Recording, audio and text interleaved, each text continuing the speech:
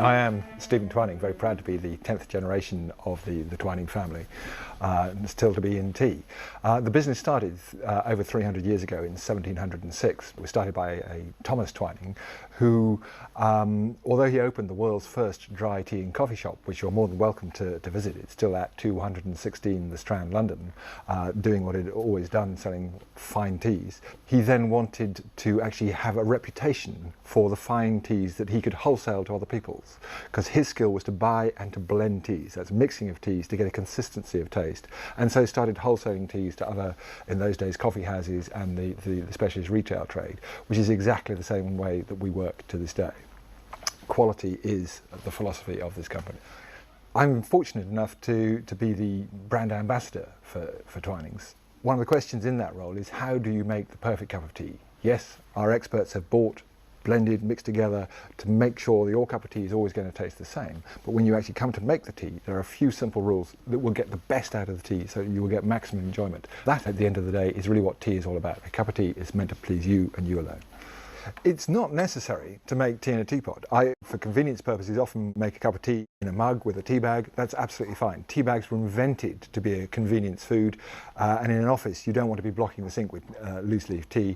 Therefore, a tea bag and a mug you can put in the bin, much more convenient. But if you are making it in a teapot, a clean teapot makes great tea. As you use it, it will develop a stain. So once that stain, after probably 6-7 months, has got noticeable, then you need to get rid of it. Not with a detergent, because that actually has no effect at all. In fact, it has a detrimental effect. Some of the detergent will get into the stain, and then you'll get soapy tasting tea. Not great. So to clean a teapot of this size, 4 or 5 tablespoons of bicarbonate of soda. If you just have a smaller teapot, this one, a couple of tablespoons. Add boiling water.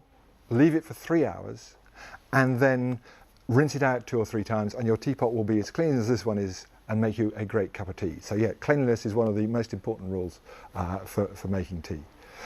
The next rule is the quality of the water. When I make tea, I empty my kettle out of water I've used previously and put in fresh cold water out of the tap. The reason I do that is because fresh cold water contains more dissolved oxygen, and it's the dissolved oxygen in the water that gets the flavour off the tea leaf.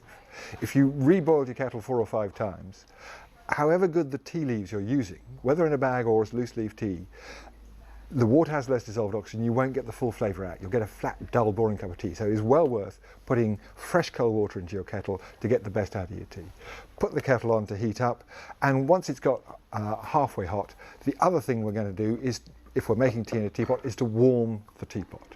Tea needs the heat to get the full flavour off the leaf. So if you start with a big pot like this and you haven't warmed it, the teapot actually grabs quite a lot of temperature out of the water temperature falls, and you don't get a full brew out of the tea. Just a bit of water in the bottom of the teapot, and I'm going to pick the teapot up and give it just a little swirl around so it warms the whole of the pot, and then tip that away. So now the teapots are warm, obviously what we need is some tea. If you're using loose leaf tea, the old rule is that it's 1 teaspoonful of tea per person and 1 for the pot. So this teapot's going to make tea for the 5 of us. So I'm going to put 6 spoonfuls of tea into this pot. But that is just a starting point. The amount of tea and the amount of water, or the ratio of tea to water, is what changes the intensity of what I would call the flavour, what you would call the strength of the tea. If you want more intensity of flavour or more strength, you would use more tea. If you want less of that, you would obviously put 1 spoonful less. It's like using a cordial in a glass of water. If you just put a tiny drop of cordial in the glass, then you get a hint of it. If you cover the bottom of the glass quite well and add water, then you get much more intensity of flavour. So it's the same thing with tea. The amount of tea and the amount of water varies the intensity of or the strength of the tea. Tea bags were obviously designed to make a cup or a mug full. Personally, if I'm making English breakfast, then I want a smaller mug because I want quite a strong, full-bodied effect from that tea. But whereas if I'm making a green tea, I get a bigger mug so that I can add more water to it to dilute it to make it a soft, gentle, mellow experience. So just as the kettle hits the boil, On goes the water onto the black tea, or infusions if you were making infusions. If I was going to make green tea or white tea, then I would let the kettle sit here for a few minutes longer, 4 or 5 minutes, just to cool down by 5 or 10 degrees Celsius. Green teas and white teas are more delicate and would be burnt and give a bitter characteristic to the tea if you use water at 100 degrees centigrade. So for green teas, white teas, let it cool off for 3 or 4 minutes. Black teas and infusions, add the water straight on. Then, as you can already see, the colour has come off the tea leaves, but don't be fooled by that. That is just colour. Colour is one component of tea. The mouthfeel or the strength is another component, and the flavour is the other. For a tea bag, which is designed to give the shortest brewing time, that's why the leaves are smallest, the brewing time to get the full flavour and the antioxidant effect is 3 minutes. So as the leaf sizes get bigger, so it takes longer to get the flavour off. So the larger the leaf, the longer it takes. But don't alter the brewing times to alter the strength.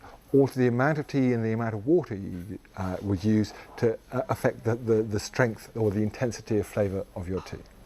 Having brewed the tea bag for 3 minutes, and we're going to give the slightly larger loose leaf tea just another minute.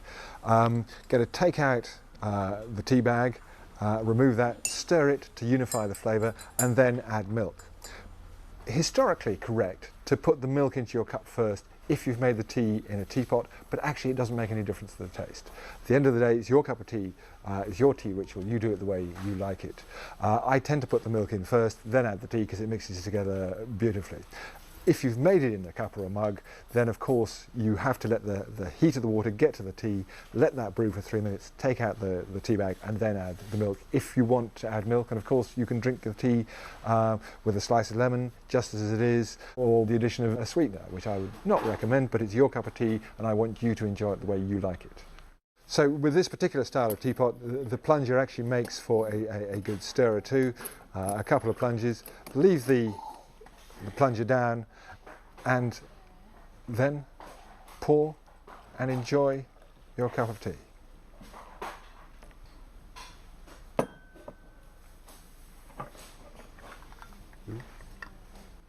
Cheers. Lovely.